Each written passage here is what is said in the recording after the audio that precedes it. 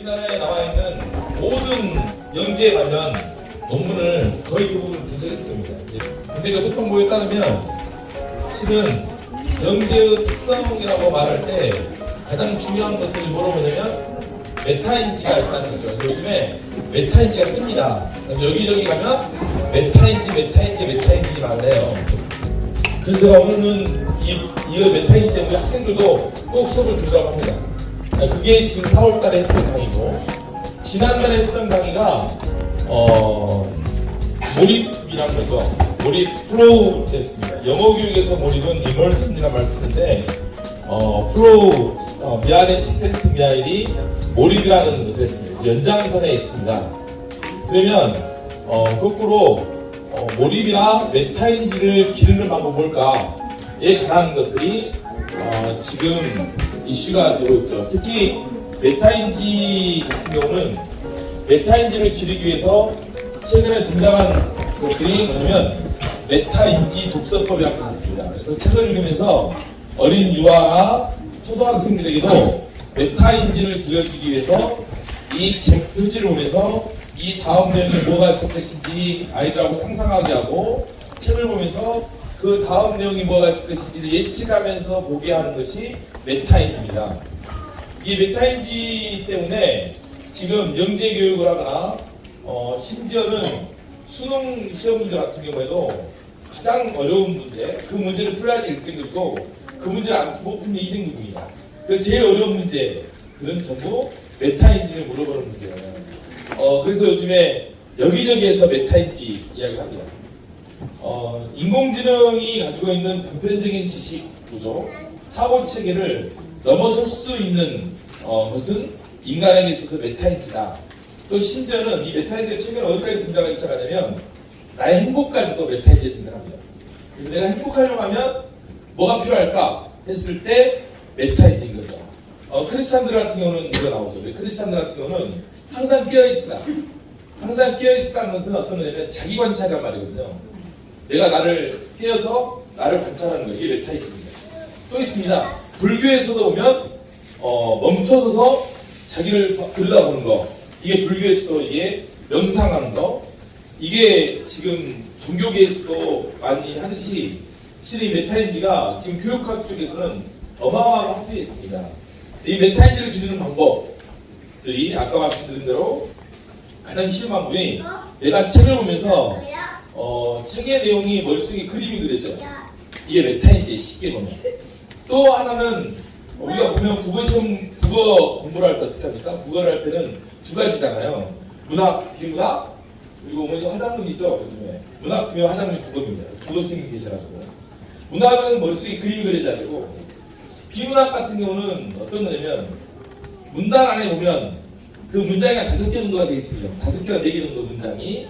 문장과 문장 간의 구조가 머릿속에 딱 들어와야 돼요. 이건 중심 문장, 이건 부연 설명하는 거, 이게 문장이 꼬아져서 써야지 책을 읽을 수 있다는 말입니다. 결국에 책을 읽을 수 있느냐 하는 것은 메타인지가 있느냐 없느냐. 근데 이 메타인지는 내가 뭘 하다가 여러분들이 지금 제 강의를 들으면서 다른 것을 생각할 수 있어요. 강의를 들으면서 집에 가서 뭘 할까? 나는 내 인지 밖에 또 다른 나의 인지가 있어서 그걸 상상할 수 있고 추론할 수 있습니다. 동시에 CPU가 같이 돌아가는 거죠. 이게 메타인지. 또 있습니다. 내가 감정적으로 흥분되어 있을 때, 내가 감정적으로 흥분되어 있고 내가 힘들 때 나를 들여다볼 수 있는 것도 메타인지. 그래서 지금 심리학 쪽에서 그리고 많은 교육학 쪽에서는 이 메타인지에 관한 것이 굉장히 많이 떠오르고 있습니다. 메타인지를 기르는 방법은 하나, 아까 책을 보면서 계속 그런 방법이 있고, 또 하나는 자기 삶을 계속 의미화하는 겁니다. 의미화한다는 것은 언어화하는 거죠. 그래서 아이들이 놀이를 하거나 할 때 그 놀이 속에서 그 놀이를 언어화시키고 그 놀이를 선명하게 하고 의미화하는 거죠. 한의학교는 지금 6월 제가 딱 되면서 그 전에 5월달 부모교육 할 때 계속 몰입에 관한 글을 조금씩 올렸습니다. 그리고 6월 부모교육을 준비하기 위해서 또 부모님들에게 노작교육에 가서 6번, 7번까지 올렸죠. 지금 노작교육하고 노동은 또 다릅니다. 놀이하고도 다르고요. 근데 제가 생각할 때 놀이가 메타인지를 기르는 굉장히 중요한 요소이고, 이 노작 교육이 메타인지를 기르는 어마어마하게 중요한 요소라고 저는 판단했습니다.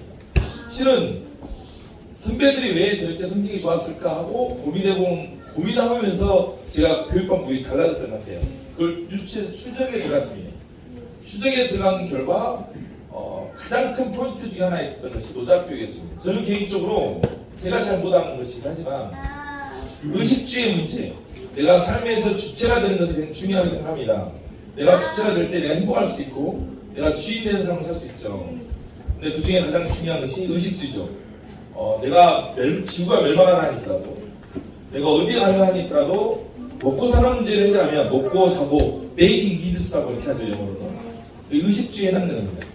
내가 먹을 것을 내가 스스로 챙길 수 있고 내가 무엇을 잠잘 곳을 내가 챙길 수 있고 어떤 옷을 입어야 되는지 이것만 우리가 아이들에게 부모로서 기본적인 것 할 수 있게끔 가르쳐주는 것이 부모의 의무죠. 그런데 간혹 어떤 아이들은 먹을 것을 자기는 못 챙겨요. 어떻게 되겠지? 누가 챙겨주겠지? 친구들과 같이 노는데도 먹을 걸 못 챙기고 누군가 챙기겠지? 그 친구는 계속 뭐가 되면 자기가 주체가 되지 못하죠. 누군가 챙겨주고 누군가가 해주면 얻어먹는 삶이 됩니다. 주체적인 삶이 아니죠. 그래서 의식주가 되게 중요하게 생각합니다. 이런 캠프라는 행사가 할 때 아예 안 챙기는 친구들이 있어요. 누군가가 하겠지. 끊임없이 도움받으려고 하고. 이것은 생존에 있어서 정말 최악의 생존 조건이죠. 그것을 먼저 이겨내는 것. 이게 이제 주체가 되는 거죠. 그렇게 주체가 된 삶 속에서 필요로 했던 것이 뭐냐면 노작교육이 있어요. 저는 개인적으로. 그래서 한의학교에서는 노작교육은 원래 존들이 루소, 페스탈로치, 슈타이너 엄청나게 많은 교육학자들이 노작교육을 주장을 했어요. 근데 저는 노작교육이라고 말하지 않고 셀리만이라고 이렇게 이야기했습니다.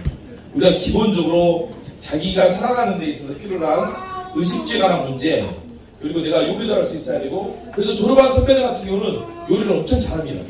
여담이 같은 경우는 지금 대학에서 요리부에 들어가가지고 요리부에서 해가지고 축제 때 요리하고 그랬어요. 집에서 저하고 같이 했는데 저하고 있을 땐 잘 안 합니다. 요리를 하고 선배들 기본적으로 요리 잘해요. 요리하고 자기 청소하는 거 잘 보시면 아시겠지만 마무리가 안 된 애들이 청소도 못해요. 볼 줄도 모르고 정리가 안 됩니다. 정리가 안 되기 때문에 내 마인드에 정리가 안 되니까 뭐가 정리가 안 되는 거냐면 자기가 글쓰기라든지 어떤 걸 정리는 못해요. 공부할 때 마무리 없습니다. 그게 어디서부터 오냐면 여기서부터 오는 거죠. 예전에 부모님의 세대처럼 사지선대, 오지선대 가지고 대학 가는 시대는 이제 지났어요.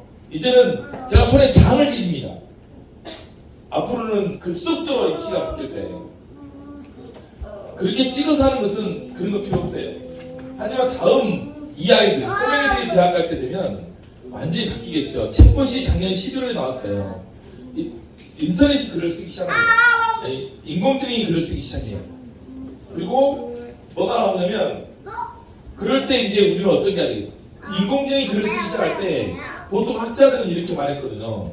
보통 우리들 같은 경우는 못한다는 거죠. 채점할 때 형평성이 떨어져서 우리나라는 논술을 못 도입합니다. 그런데 그때가 되면 조금 있으면 논술을 도입할 수 있는 시기가 온 거죠. 자, 보겠습니다. 근데 그것 때문에 이제 살림하기라는 게 집어넣었는데 그 기본적으로 찾으려고. 근데 의외로 시간이 지나고 나서 보니까 노작교육을 다시 보기 시작했어요. 그래서 새로운 아이들이 많아지고 큰 아이들이 많아졌을 때 이 아이들을 어떻게 선배들처럼 같이 할 수 있을까 하고 했던 것이 이 건물 짓기 프로젝트였습니다. 이게 이제 노작교육이었죠. 아이들은 밑바닥까지 내려가기도 하고 거기서 올라가기도 하고 이 과정 속에서 제일 고생하셨던 분이 우리 이현정 박사님이죠. 끝까지 했죠.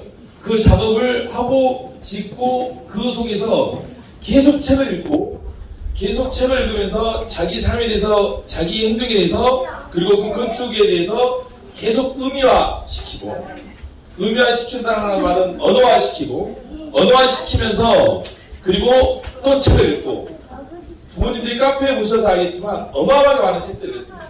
그 책을 읽고 나서 또 글을 갑자기 쓰기 시작했어요. 어제 이현정 박사님 잠을 안 자고 그것 주무셨답니다. 저 글 다 오자 다 보시느라고요. 오자 보고 그리고 그 과감하게 삭제해버렸습니다. 이상하게 글 쓰는 걸 보면 되게 특이한 게 보시면 아시겠지만 1등급짜리들이 글을 잘 써요. 일을 제일 열심히 하는 애들이 글을 제일 잘 씁니다. 특이하죠? 왜 그럴 수밖에 없냐는 것을 오늘 제가 페이퍼에 써놨습니다. 한번 보겠습니다. 읽으면서 하겠습니다. 글쓰기는 신체가 겪은 일을 자기 목소리로 녹여내는 과정입니다.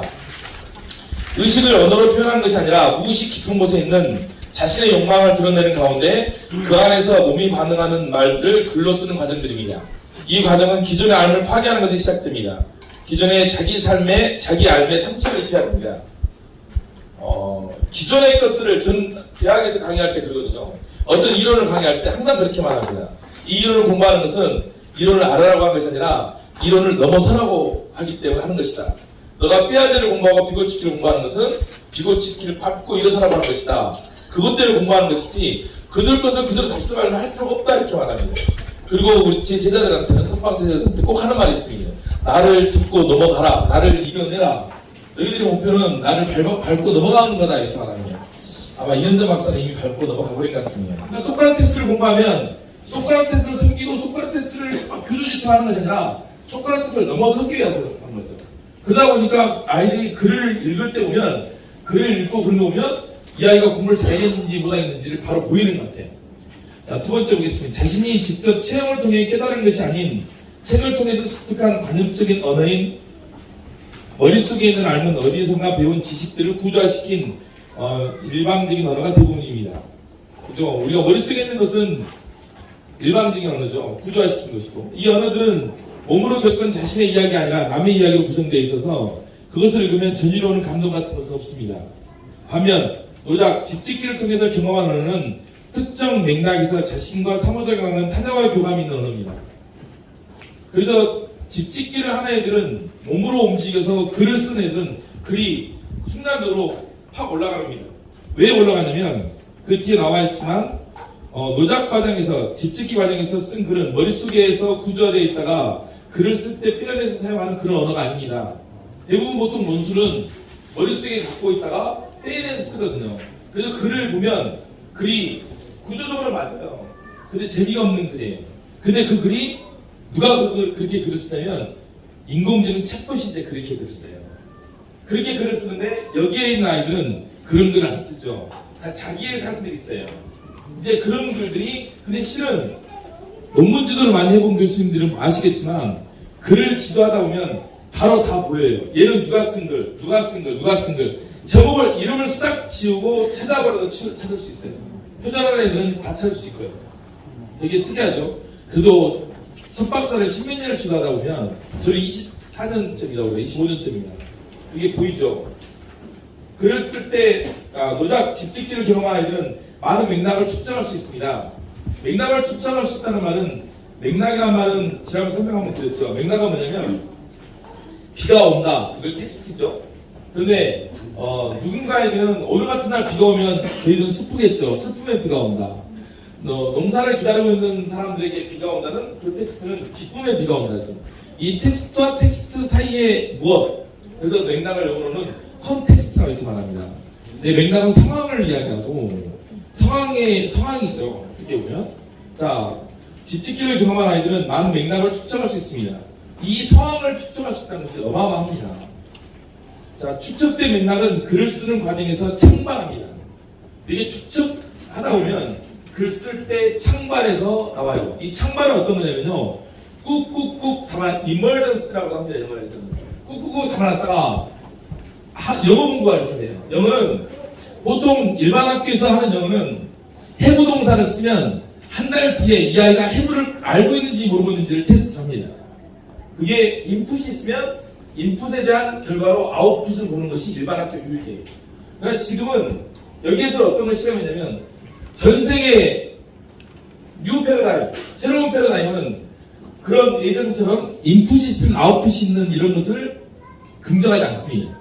지금은 어떤 걸 긍정하냐면 창발이라는 것을 긍정합니다.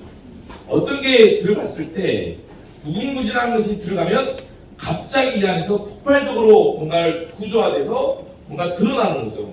새롭게 만든 거, 창발이에요. 이 창발이 인공지능 때문에 더 오히려 인간의 뇌를 본따서 인공지능을 만드는데, 최근에는 교육학자들이 인공지능이 학습하는 방법들을 다시 거꾸로 교육학에 적용하고 있는 것 중에 그 이론 중 하나의 창발의 방법입니다. 예전에 인공지능 했을 때 똑같은 그 학습, 딥러닝을 했죠. 지금 딥러닝을 하죠. 예전에는 100개, 200개 데이터를 줘도 자기 학습이 안 됐어요. 근데 인터넷에 가서 무수히 많은 데이터를 애들이 그 인공지능이 학습하다 보니까 갑자기 알게 된 거죠. 고양이하고 그 개도 구분을 못했었던 인공지능이 100개, 200개가 안 됐던 거죠. 무수히 많은 데이터를 보여줬을 때 갑자기 그걸 인식하게 되는 거죠. 똑같습니다, 아이들도. 근데 원래는 어떤 거냐면, 원래는 사람 피아제라든지 피고치기에 따라서 사람한테 적용되는 거죠. 인지 발달에서. 자, 그래서 축적된 맥락이 얼마나 많냐에 따라서 자기 글이 나오냐 안 나오냐. 그 축적된 맥락, 이 축적된 맥락은 책을 많이 읽어야 되는 것도 있지만 몸으로 경험하고 몸으로 부딪혔을 때 있습니다. 몸으로 부딪히고 경험하지 못하기 때문에 사람들은 토론을 시켜요. 토론도 어떻게 입으로 하고 부딪히고 감각이고 그 비언어적인 소통을 하고 그러거든요. 그래서 유태인들은 토론을 많이 시킵니다. 그러니까 걔들이 글을 잘 써요. 토론보다 더 강력한 것은 뭐냐면, 지금 우리 학교가 갑자기 약 먹이듯이 몇 개월 만에 노작 팍 시켜가지고 확 끌어내리는 거예요. 지금 그 단계가 온 거죠. 사정없이 애들 많이 울었습니다. 밑바닥까지 밀어붙였죠. 오늘 이현정 박사 저옥에 나무 올라갔는데, 얘들의 아빠들은 선생님이 올라가는 꼴을 못 봤어요. 다 아빠들 올라갔습니다. 이현정 박사 얼굴 막 묻어가면서 혼자 다 그 사다리 타고 올라가가지고 했답니다. 저 위에 이것도 애들한테 절대 안 맡겨요. 애들은 드릴 이거 커터기 보수입니다. 용접기 보수. 선생님이 처음 써봤어요. 애들이 선생님들 따라갔죠. 아버님들은 반성하셔야 되고요. 예. 근데 반성 안 해도 됩니다. 아빠 밖은 가야 해요. 예. 축적된 맥락은 아니요, 욕심 없이 사는 것도 좋죠. 예. 축적된 맥락은 글을 쓰는 과정에서 창발합니다. 맥락은 속성상 논리적인 설명보다는 감정, 정서의 호소의 바탕입니다. 그래서 노작을 직직기를 통해 쓰여진 글을 읽으면 감성적 설득을 당할 수밖에 없습니다. 글들이 감동적입니다. 반면 경험이 없이 머리로 쓰여진 글들은 이해를 목적으로 하기 때문에 감동이 없습니다. 그 글들은 옳고 그름을 끊임없이 주장하지만 읽는 사람에게는 제대로 받아들여지지 않습니다. 노작 직직기를 경험한 아이들이 쓴 글은 가슴과 몸에 울림을 줍니다. 주어진 상황에서 감성의 이해를 유도합니다. 그래서 이런 글들은 섬세합니다. 글의 욕망이 드러납니다. 몸과 맥락 있는 언어에는 울림이 있고 욕망이 드러나고 욕망을 조달하는 타자가 등장합니다. 이해들 글에는 타자가 등장해요. 반면 머리로 쓰여진 글들, 그냥 앉아서 쓰는 글들은요, 자기 하고 싶은 말, 자기 변명의주의 글을 그린 자기중심적 언어가 대부분입니다. 글이 재미가 없어요. 맨날 포장을 하고 냈다 써도 글이 다 보입니다. 안 보이겠습니까? 전국에서 수많은 사람이 논술을 글 쓴데, 제가 성민이 글을 보고 그저 울었어요. 성민이 글을 보고. 그다고 해서 내가 어렸을 때부터 힘들게 살고 이런 건 아니에요. 이런 건 아닌데 그 글이 너무너무 좋은 거예요. 그냥 소름이 돋았어요. 아침에 이현정 박사가 와서 하신 말씀이, 지연이는 이미 경지에 올라갔대요. 글이. 심지어는 목사님 사모님이 신선의 경지에 올라갔다고 했습니다. 그 정도예요. 우리는 글 봐보세요. 나가서 보시면요, 기가 막힙니다. 우리 동준이 글 정말 글 났습니다. 확실히 1등급이에요. 네. 머리로 걔들은요 엄청 고생도 많이 했고요, 엄청 책도 많이 읽었고, 아마 5개월 6개월이 걔들한테는 최고의 훈련 기간이었던 것 같아요. 머리로 쓰는 글은 구조적이어서 일정한 형식이 있습니다. 머리로 쓰는 글은 형식이 있죠. 그래서 딱 정해져 있어요. 서론, 본론. 임용고사는 어떤지 아십니까? 임용고사는 이렇게 씁니다. 교육의 질은 교사의 질을 능가할 수 없다. 이 말을 다 했어요. 제가 임용고사 논술 출제를 많이 해서 다녔거든요. 다 그렇게 써. 다 학원에서 배워봐가지고 다 똑같습니다. 다 구조화되어 있어요. 그러다 보니 글 쓰는 기술이 중요하죠. 이런 글은 머리로 쓰는 글은. 하지만 이러한 글쓰기의 단점은 그 구조를 다 채우면 더 이상 쓸 말이 없다는 것입니다. 그게 전부가 되어버린 거죠. 반면 우리가 오늘 이번에 몸으로 쓰고 맥락으로 글 쓰는 아이들은 맥락의 속성상, 맥락은 상황은 끊임없이 변하고 끊임없이 드러나잖아요. 이 맥락으로 글 쓰는 사람들은 속성상, 맥락의 속성상 끊임없이 변하고 새롭게 만들어지는 생성의 언어를 씁니다. 글들이 끊임없이 만들어지죠. 그래서 글들이 무한히 만들어질 수 있습니다. 이렇게 노작을 하면서 쓰는 애들. 근데 포장을 하고 자기 중심적인 언어를 쓰고 변명을 하는 글을 쓰고 머리로 쓰는 글들은 이 글이 안 나와요. 보시면 아실 거예요. 딱 보면 초보가 아니어도, 전문가가 아니어도 보면 이 글들의 피가 나와요. 근데 되게 특이합니다. 글을 쓸 수 있으려고 하면 어땠습니까? 하리학교에서 글쓰게 만들려고 글을 쓰면 그냥 안 나옵니다. 계속 언어로 의미화해야 되고요. 또 계속 책을 읽어야 돼요. 책을 읽어서 머릿속에 읽는 것에 관한, 언어화에 관한 구조를 만들어야 돼요. 그렇기 때문에 글을 쓸 때 그렇게 책을 쌓아놓고 글을 쓰기 시작합니다. 노작을 하면서 아이들은 자신을 들여다보고 그러는 가운데 상처도 받습니다. 상처는 글쓰기와 책읽기를 통해 의미화 과정을 거쳐 알무로 전환됩니다. 밑바닥같이 민낯을 들여다볼 수 있어야 되고요. 그리고 이 알은 삶으로 다시 재구축가 됩니다. 그리고 글쓰기라고 또 책 읽고 글쓰기 하게 됩니다. 하리학교 노작은 글쓰기의 하나입니다. 우리에게 노작은 글쓰기예요. 또 우리에게 노작은 인문학입니다.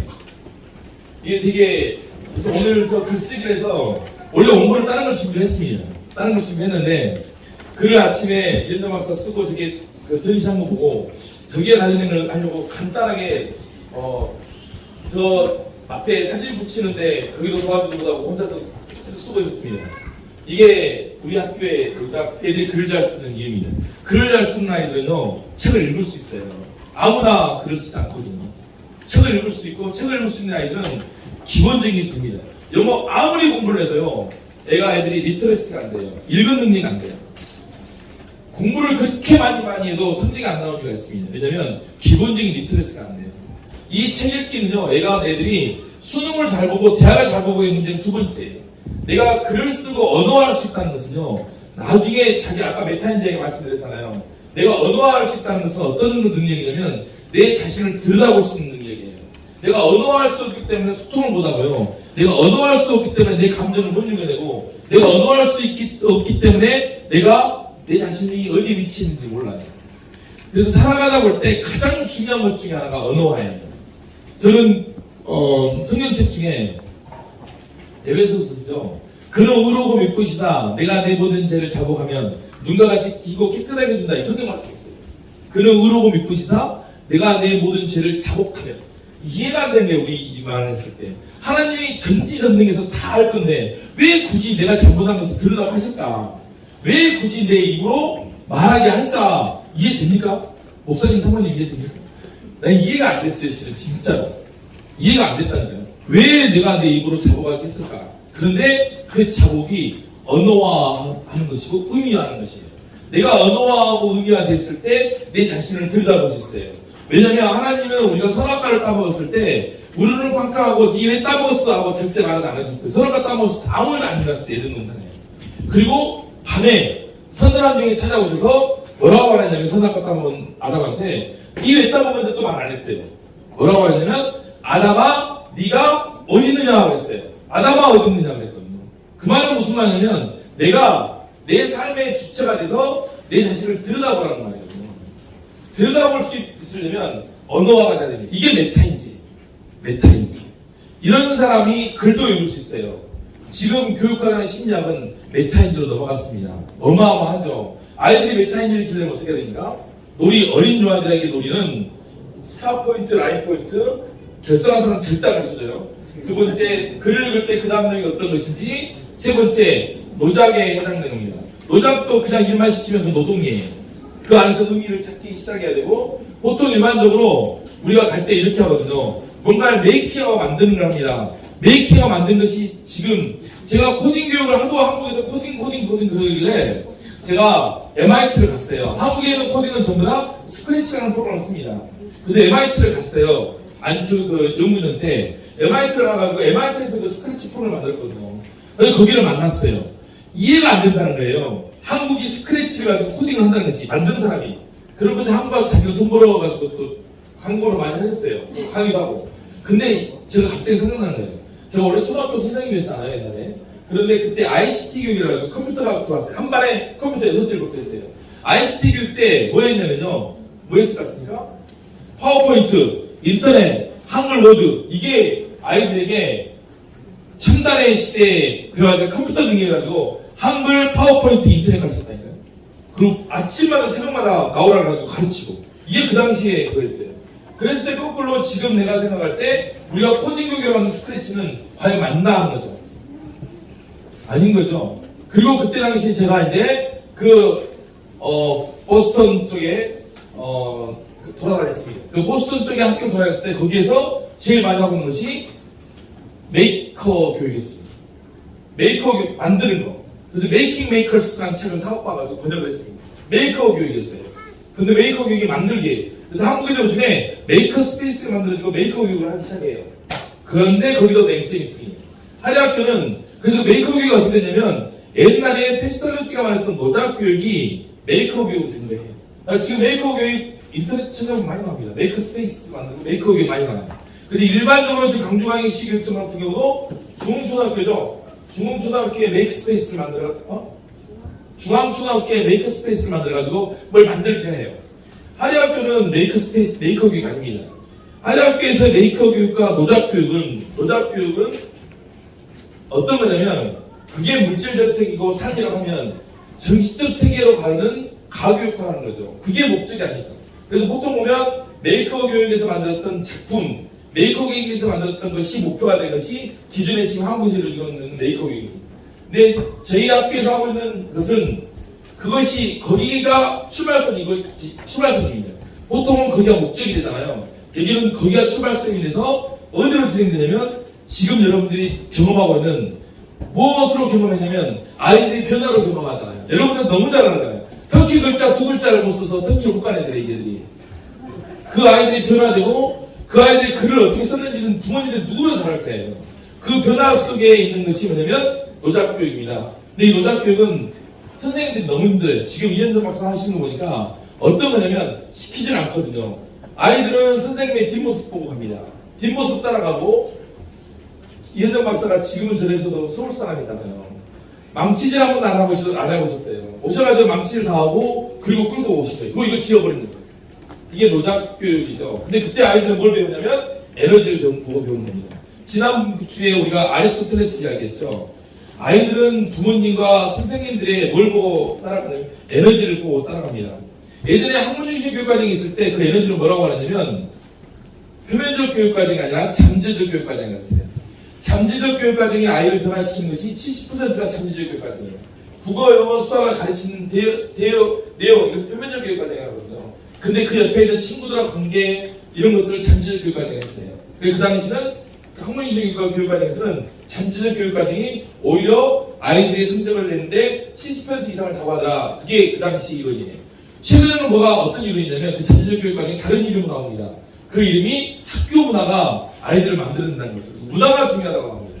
그러나 제가 지난주에 여러분들에게 몰입을 설명해서 말씀드렸던 게 뭐냐면 아리스토텔레스는 모방을 할 때 재현, 현시, 그냥 그대로 드러나거나 그대로 밝혀지는 것이 목적이 아니라 뭐냐면 에너지, 의도를 따라간다는 거죠.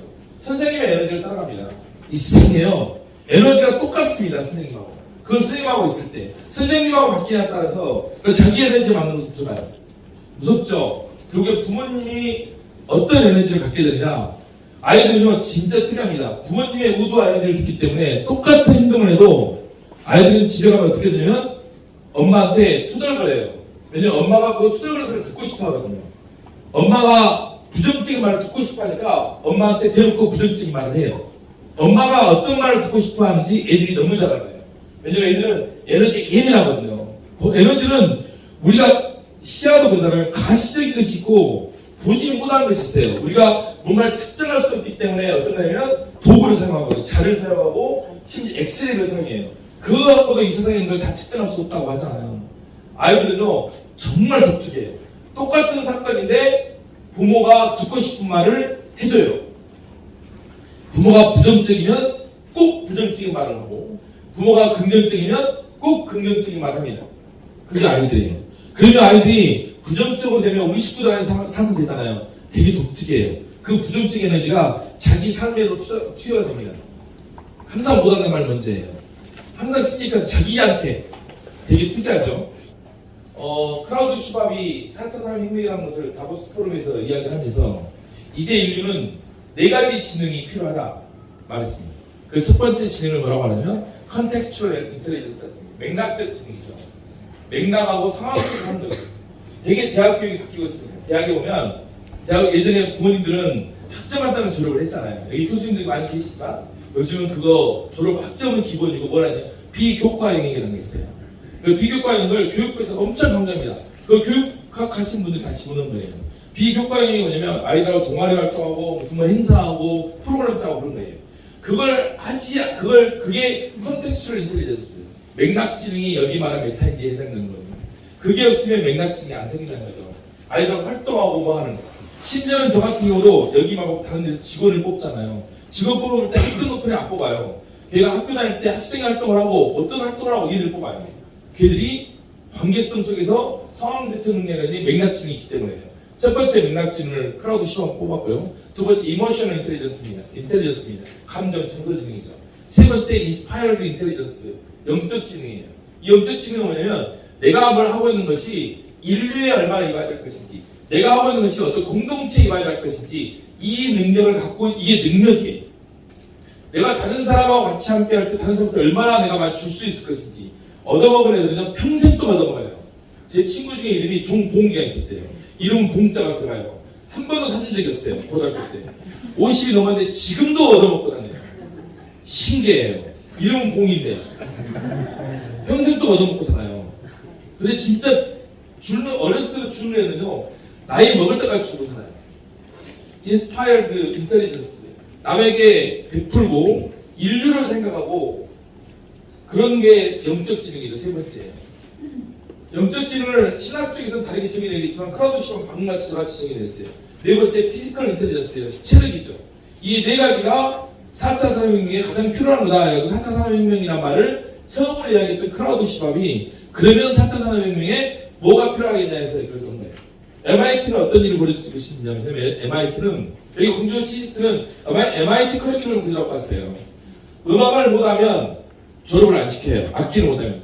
치스트에 가보면 치스트에 그 예타라는 것이 있어요. 여기 대학생들이 쓰는 거예요. 거기 보면 졸업을 하는데 수학을 못한다, 물리를 못한다 이거 없어요. 악기를 못 다룬다. 이거 악기를 못 다뤄서는 못한다. 악기를 꼭 다뤄야 돼요. 두 번째 뭘 다뤄야 되냐면요. 거기는 수영을 못하면 졸업 안 시켜줘요. MIT를 가보면요 수영을 못하면 졸업 안 시켜줘요. 대학이 그런다니까요. 동아리 활동을 안 하고 수영을 안 하고 비교과 영어를 안 하면 그렇게 돌아가게 돼 있어요. 지금 예전에 부모님 살던 대로 그냥 학점 따고 졸업하는 것이 아니에요. 요즘 대학은 비교과 영어를 안 하면 교육부에서 이제 대학 평가를 내갈 때 그 대학이 비교과 영어를 제대로 하고 있는지 안 하는지 평가를 해요. 그 비교과 영어를 왜 그러면 교육부에서 대학에다가 조일까요? 그게 뭐냐면 Contextual Intelligence 맥락 지능 때문에요. 그게 메타인지예요. 활동을 하고 사람과 함께 하고. 용인 아버님 직원 뽑을 때 어떻게 뽑습니까? 학점 좋은 애 뽑습니까? 아니죠. 절대 아니에요. 절대 아닙니다. 그게 지금 현실에 들어오는 거예요. 여기도 근데 그 맥락 지능이 어떤 거냐면요. 그렇게 함께 하면 어떤 능력이 되냐면 자기를 알아요. 내가 지금 뭘 못하고. 진짜 심각한 것은 못한다고 가르쳐줘도 자기가 그게 뭐 말인지 못 알아봐요. 안 보여요, 자기가. 자기가 뭘 못하는지도 몰라요. 여기 리사손 말하잖아요. 뭐 이야기할 때 애들도 똑같아요. 아이들한테도 네가 이걸 좀 더 해야 되겠다고 말을 해줘요. 자기는 그 말이 안 먹혀요. 벽에 딱 부딪혀요. 안 먹혀요, 절대. 퍼질수록 다 안 먹혀요. 이게 메타인지예요. 그 메타인지를 기르는데 이 메타인지가 지금 리사손 박사는 어떻게 되면 원래 가면을 쓴다고 나오잖아요. 이게 이제 칼융이 하면 페르소나예요. 우리는 모두가 가면을 쓰고 있어요. 저는 지금 여러분들에게 한의학교 선생님으로서 가면을 쓰고 있고 집에 가면 아내에게는 남편으로서 가면을 쓰고 어디 가면 어떤 가면을 쓰고 살죠. 이게 페르소나라고 해요. 이 가면 밑에 우리는 뭐가 있냐면 자기 에고가 있어요. 이 에고 밑에 우리는 그림자를 갖고 있고 이 그림자 밑에 우리는 이제 아니와 아니무스 같은 게 있고 그 밑에 큰 대문자에 셀프가 있어요. 내 에고가 있고 그 에고를 감당하는 것이 그 위가 페르소나고 근데 그 페르소나 때문에 내가 상처를 받을 때 그것을 어떻게 극복하느냐 어떻게 에고로 넘어가느냐 했을 때 이 손리도 이 교수님도 하시는 말씀이 뭐냐면 그게 뭐냐면 언어와 메타인지라는 거죠. 자기가 자기를 몰라. 그러니까 페르소나에서 멈춰져 있는 거예요. 항상 가면만 멈춰져 있는 거예요. 자기 에고를 못 들어가요. 자기 실체를 못 봐요. 자기 에고로 들어가는 방법이 뭐냐면 언어화하는 거예요. 메타인지화하는 거예요. 그 사람들은 안 들려요. 그게 한계예요. 그걸 사회에서는 요구를 해 이제. 그래서 수능을 보거나 그럴 때 수능에서 교수님들이 교육학 교수들이 바보가 아니에요. 우리나라 교육학 교수들이 영어도 안 하고 수학도 안 하고 애들이 그 문과생들은 영어도 안 하고 과학도 안 하고 아니에요. 그 음악도 안 하고 미술도 안 하고 그게 아니고 전부 다 국어 지문 안에 다 집어넣었어요. 이게 다 회의했던 내용입니다. 지금 이시 국어 지문 안에 집어넣었어요. 그 교과목을 독수라고 해요. 근데 국어 지문 안에 넣으면서 시험 문제를 뭘 갖다가 측정하냐면 메타인지를 끄집어내요. 가장 초단계 메타인지가 문장과 문장 간의 구조, 문장의 구조들을 이야기하는 거예요. 더 깊게 들어가면 거기에 맥락을 파악할 수 있어야 돼요. 그 맥락이 뭐냐면 다시 말하면 컨텍스추얼 맥락이 메타인지에 해당되는 거예요. 그것은 다른 걸 안 길러져요. 절대 다른 걸 길러줄 수가 없어요. 그것은 빡세게 노동을 시키는 거예요. 노작을 시키는 거예요. 뭔가를 만들어보고 같이 그것은 다른 사람하고 같이 함께 활동을 해봐야 돼요. 학생의 활동을 해봐야 되고 뭔가 설득도 해봐야 되고 뭔가 부딪혀야 돼요. 광주 시내에서 그렇게 끝빠지게 공부를 하고 과외를 많이 하고 돈을 많이 들여도 아이들이 성적이 안 나와요. 왜 안 나오겠습니까? 그걸 맨날 국어로만 푸니까 성적이 안 나오는 거예요. 아무리 공부를 해보세요. 지난번에 광주광역시 교육청에서 그랬다잖아요. 정시로 서울대 갈 수 없다 그랬다잖아요. 광주 시내에서는 정시로 서울대 갈 수 없다 했대요. 수시에서 내신으로 갈 수 있어도 정시로는 광주 시내에서 서울대 못 간다 그랬대요. 왜요? 그렇게 공부를 할 수 있는 못 가는 거예요.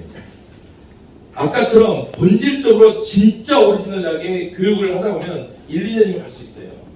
지금 보시면 아시겠지만 초등학교 6학년, 중학교 1학년이 읽어낸 책 보세요. 대학생들도 못 읽어요. 국어학 파일로 대학생들이 글도 없어요. 그거. 우리는 5학년들이 그거 읽고 너무 쉬워하는 책이에요. 속으로는 어쩔 줄 모르겠지. 근데 그 언어에 그 분위기에 익숙해지면 그 언어에 익숙해지고 그 분위기에 익숙해지면 이현정 박사가 저한테 와가지고 하시는 말씀이 있어요. 걱정이 있다고 그러더니 뭐가 걱정이니까 애들이 1분 2분씩 생겼대요. 근데 애들이 책 보는 분위기가 안 생겼대요. 잡아놓고 이것도 잡아놓고 며칠 동안 책 보는 분위기를 실제 이게 농담이 아니에요. 이게 책을 보신 분들은 아세요. 왜냐면 책 보는 것도 분위기 있어야 돼요. 분위기 있어서 집요하게 같이 몇 시간 동안 해내는 것이 있어야지 책이 맞아요. 그게 근육이에요. 근육은 한 달 걸립니다. 뼈빠지게 몰아치면 그 근육이 생기면 진짜 자기가 업그레이드 되는 느낌을 가질 수 있어요.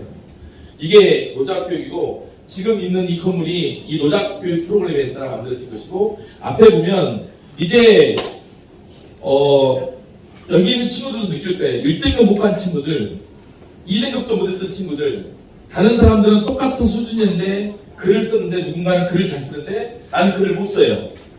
이게 세상이란다. 이게 현실이란다. 지금은 이걸 경험했지만 졸업을 하고 나면 더 큰 현실을 경험하게 되지. 지금 비참하고 괴로워해야지.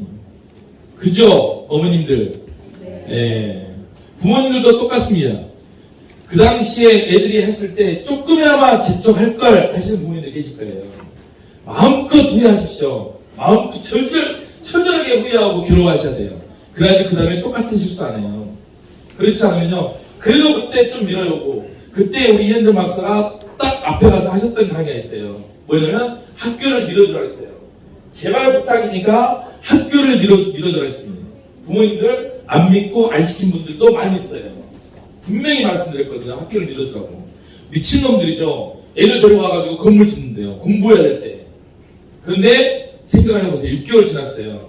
6개월 지났을 때 부모님들 아실 거예요. 애들 글 쓰는 것을 보면. 완전히 달라졌죠. 이게 농담이 아닙니다. 이게 제가 이렇게 학교에 커리큘럼을 넣을 때 절대 제가 그럴 것이다고는 토론은 하나도 없습니다. 그래도 저는 명색의 학자예요. 검증되고 이론으로 검증된 것만 넣습니다. 그렇지 않고 이럴 것이다 하는 거 동네 양아치들이 하는 거죠. 야매로 하는 겁니다.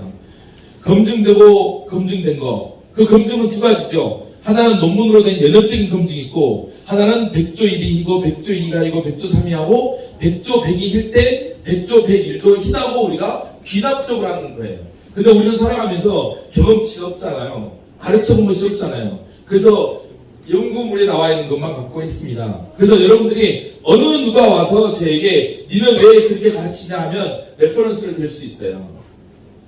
근데 그 소리를 말 안 해줬습니다. 여러분들에게. 어느 누가 와서 당신은 왜 이렇게 하냐 했을 때 레퍼런스가 될 수 있게끔 프로그램이 짜져 있습니다. 그렇지 않으면 이것은 야매예요. 그럴싸하게 속이는 놈이라. 그래서 학교의 것은 이 노작교육이 잘 들으셔야 돼요. 지금 보리수도 이제 끝났어요. 보리수, 그 다음에 선인장은 노작교육 이제 없어요.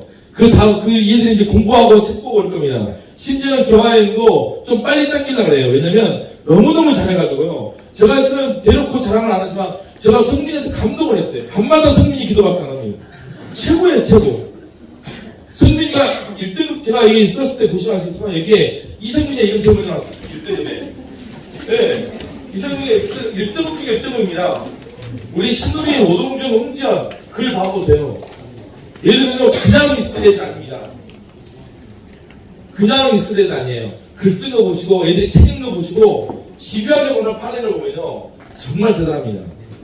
백두산 어머니들 뭐 일이 있을 때, 백두산 정말 잘 해주셔야 돼요. 왜냐면 백두산들이 캄보디아 가서 10만원 주고 후추를 사고 와가지고, 잊어줬어요. 안 팔고. 그래서 송우한테 10만원 주고 샀던 후추를 다시 10만원을 팔았어요. 팔아가지고 송우가 그것을 다시 송우한테, 송우가 얼마 팔았지? 예, 백두산은 다시 22만원 팔았어요. 하루만. 백두산은 가만히, 예, 캄보디아 가서 제가 그 험한 곳에 가가지고 재래시장을 찾아가지고 그 차로 광명지가 아닌 저기 재래시장 가가지고 후추를 10만원치 사고 왔어요. 그 10만원치 사고 걸 잊은 거야. 그래가지고 저도 귀찮으니까 그 후추를 누구한테 팔았냐면 송우한테 팔았어요. 10만원에. 원가에. 송우가 그걸 샀죠. 사가지고 송우가 이거 팔려고 계산해보니까 한 100만원을 벌겠어요. 그 말하니까 또 기가 또 팔랑팔랑 해가지고 송우한테다가 형 팔아! 그래가지고 송우가 했는데 송우가 100 줘. 그러니까 애들이 안 돼요. 30. 또 얼마 줘? 딱 그러니까 20. 그렇게 내려가다가 25. 딱 그러니까 송우가 그래 그냥 21을 줘보니까 너무 감사하게 가져갔어요. 이해를 시키려고요. 우리 민지 아빠 전남대학교 경제가 교수님이시잖아요. 오셔갖고 특강시키고 백두산한테다가 다 필요 없어. 특강도 필요 없고 뭐 수요 공부도 필요 없어요. 백두산입니다. 머리가 하얗습니다, 정말. 이름을 잘못 지은 것 같아요. 안전자에서 22만 뺏겨버렸어요. 아이들이 밭에 가서 일하고 노작하고 지금 백두산한테 1,000원 주고 돈 벌어오라 했는데 어떻게 벌었는지 모르겠습니다. 그걸 잘해서 집에서 작업하고 집에서 엄마 아빠랑 같이 신발도 하고 이런 것도 다른 것을 생각할 수 있어야 돼요. 1,000원 주고 돈을 벌 수 있는 방법 여러 가지가 있거든요. 여러 가지가 있죠. 구두소를 사가지고 1,000원 주고 그걸로 닦아가지고 하는 것도 있고요. 여러 가지가 있는데 어떤 백두산은요 그 1,000원 가지고 헌책방 가가지고 친구가 같이 2,000원 먹고 헌책방가 산대요. 그 친구한테 5,000원을 판대요. 그 정도 머리까지밖에 안 돌아요 지금. 걱정입니다. 이것도 메타인지가 발달해야 돼요. 그래서 여러분들께서 동생들과는 선배들은 이제 노자가 없습니다. 선배들은 공부하고 앞으로 나가야 돼요. 그러듯이 동생들과는 꼭 보시고 절대 이런 학교 있을 때 같이 동참하셔가지고 하셔야 됩니다. 그렇게 해야지. 그리고 집에서 일도 좀 시키시고 근데 노동하고 노장은 다릅니다. 잘 관심 가지시고 그렇게 하셔야 될 것 같습니다. 오늘 마음껏 즐기시고요. 제 드립니다. 폼은요 개폼이에요. 10만원짜리를 갖다가 지그들이 사가지고 22만원 팔아가지고 지금도 프로젝트가 경제예요. 돈이고 정말 힘듭니다. 정말. 자, 전부 다 애들한테 수고했다고 박수 쳐주시고 마음껏 끝까지 주고 이은정 박사님한테 너무 감사하다고 박수 한번 해주세요.